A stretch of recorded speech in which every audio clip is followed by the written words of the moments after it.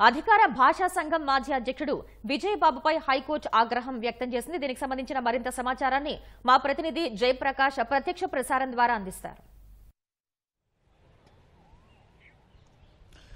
శ్వేత, ఈరోజు senior journalist అదే మాజీ అధికార భాషా సంఘం అధ్యక్షులు విజయబాబు పైన హైకోర్టు ఆగ్రహం వ్యక్తం చేసింది. ఇటీవల ఆయన ఒక పిటిషన్ ప్రజా ప్రయోజనాల వ్యాజ్యం దాఖలు చేశారు. ఆ ప్రయోజన వ్యాజ్యం పైన విచారణ జరిపిన న్యాయస్థానం ఆయన పైన తీవ్ర ఆగ్రహం వ్యక్తం చేస్తూ 50,000 జరిమానాను విధించింది.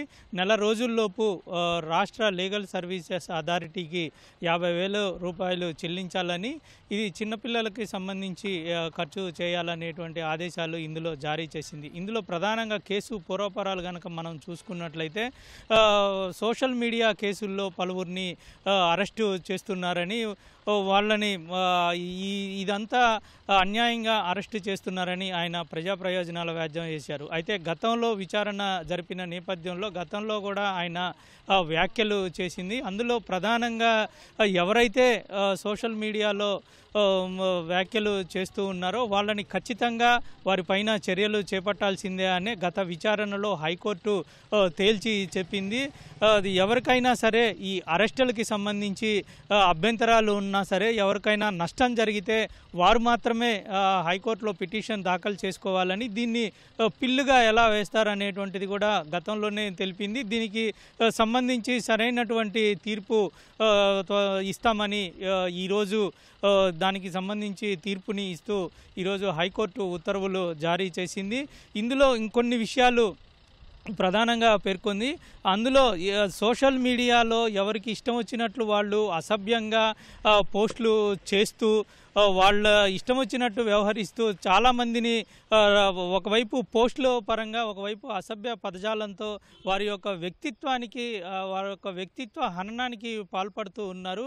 అదేవిధంగా వాళ్ళనే కాకుండా వాళ్ళ కుటుంబ సభ్యుల మీద కూడా ఈ విధమైనటువంటి వ్యాఖ్యలు చేస్తూ ఉన్నారు. అటువంటి వారిని కోసం ఏ విధంగా ఈ పిల్లుని దాఖలు చేస్తారు అని ప్రశ్నించింది. ప్రజాస్వామ్య వ్యవస్థలో పిల్లు అనేది, ప్రజా ప్రయోజనాల వ్యాజ్యం అనేది ఎప్పుడైనా సరే ఎవరికైనా ప్రజల హక్కులకి భంగం కలిగినప్పుడు, పేదలకు ఎవరికైనా సరే వాళ్ళ